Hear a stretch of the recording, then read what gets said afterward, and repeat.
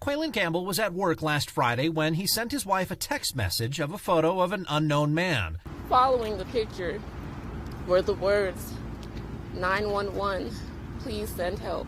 She called 911 and said her husband was being held hostage. I gave them the exact address because he was able to provide me the location.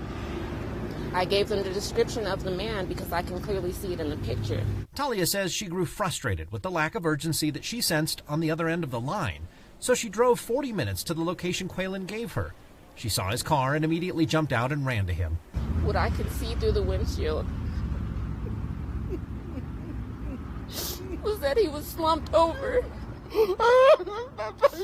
So I fell to my knees and I started screaming. She says there were no emergency vehicles at the scene when she arrived. Another man, later identified as David Carrolls, was also in the car with a gun in his lap. She said people were afraid to help, so she opened the car door to check on Qualin. And I put my fingers on his neck. I couldn't feel anything. I put my fingers on his wrist. I still couldn't feel anything. So my uncle was the only one that was big enough to help pull him out of the car in a pool of blood. It was me that had to try to perform CPR on my husband in a pool of blood.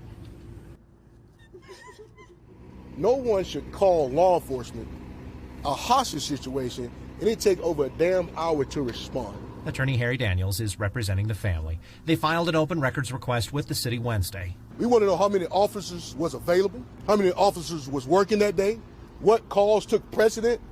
I understand that President Biden was here there before and provided protection. I'm sure they had a mass response to make sure he was protected, which we understand.